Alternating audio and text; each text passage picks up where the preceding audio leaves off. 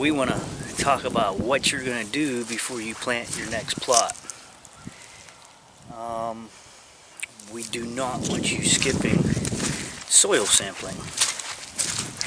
So today's video is going to be a little bit about soil sampling. And what I've got here is I've got 2 acres of plot here. And we're going to take some samples today and we're going to go over that.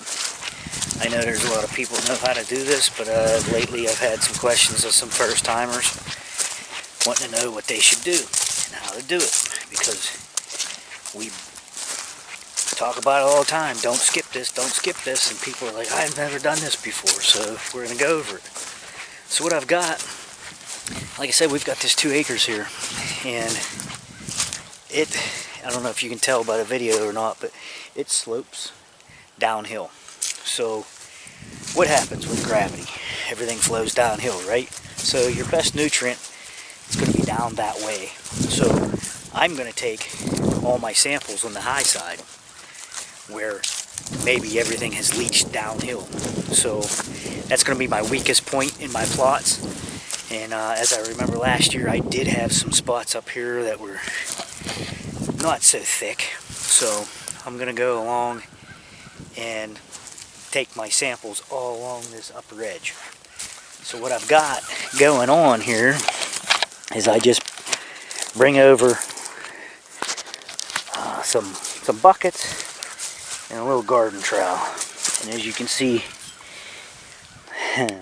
I got my $1.25 hand tool from Family Dollar, so as not to get in trouble with my wife stealing her gardening tools. So what you're going to do is you're going to start in one corner and you're going to work across. Like I said, I'm going to work the upper edge. You can go diagonal, you can go crisscross patterns, however you'd like, but take a bunch of different core samples.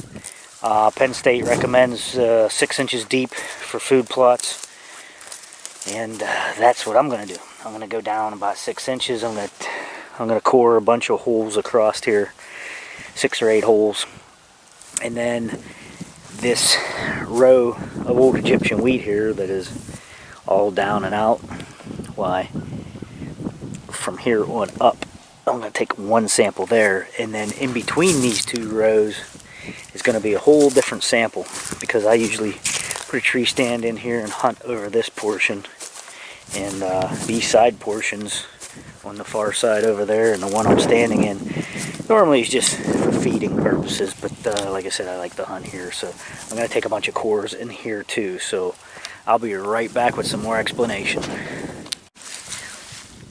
So I'm literally just plunging in to about 6 or 7 inch depth.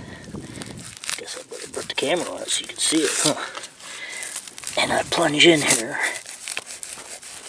and what I do is I just pry up and get that out of the way, and then I take about 6 inches down. I take a sample from the bottom of the hole, and then just step on that plug, back in the ground.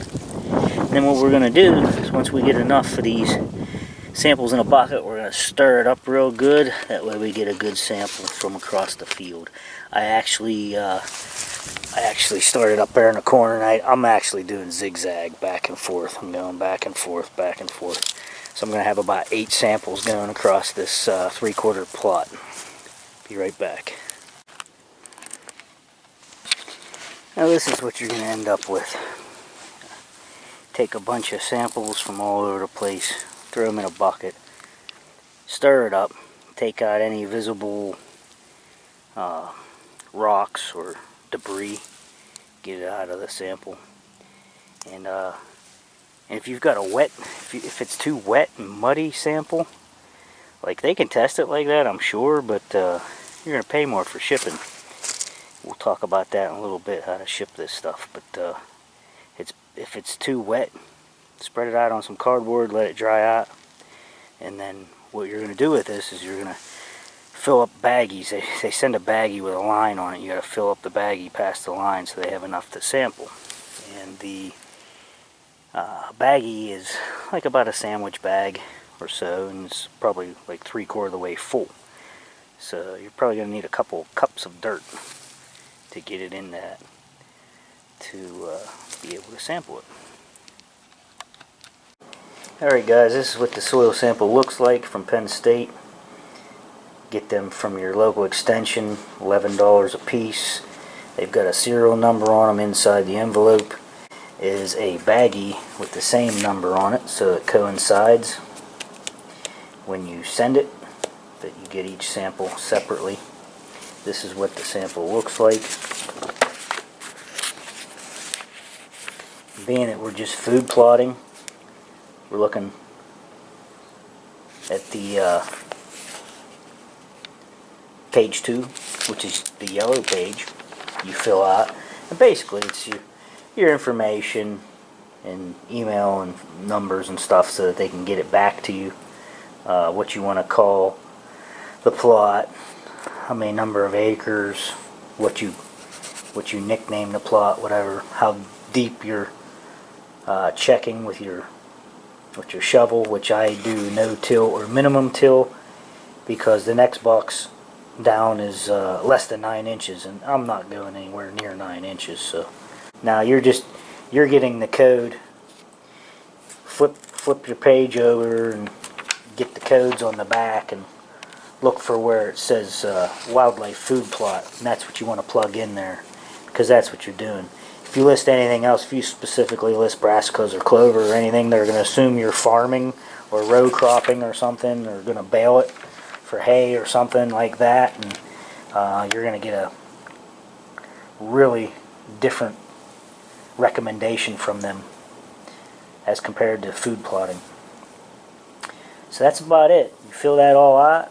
There's extra things that you can order on the side here. You can get organic matter checked, and all these other things you can get checked in your samples. It's just extra. You would have to send a check along with the envelope. But what I do is you get this baggie, and this line right here, you fill your dirt up to that line. Make sure you get enough in it. It says approximately 1 cup needed. Get that, put your yellow page, tear it off, put it in the envelope with the baggie, and you take that down to the post office, and they weigh it and put the postage to it and send it. But being that I have multiple samples, I throw all my baggies in the corresponding envelopes. I'll have 4. I'll take them all down to the post office, and they will weigh all 4 of them together and put them in a 1-ship box, and off they go. In a week or 2 you'll get the results, and then you can amend your soil. If it needs lime, you can get the lime on, and they'll give you the recommendations for your fertilizer. So any more questions, comment below or get a hold of me, and if you have any comments you'd like to make, put them below. Do not skip your soil sampling. It is the cheapest insurance you have, and because if you're just guessing and you are adding fertilizer, the bags of fertilizer are actually more than a soil sample. So if you're throwing down fertilizer and don't need it, that's more than the cost of the sample. So it's just silly. Don't skip it. Just do it, and you can have a nice plot. And it's not rocket science. It's pretty easy to do.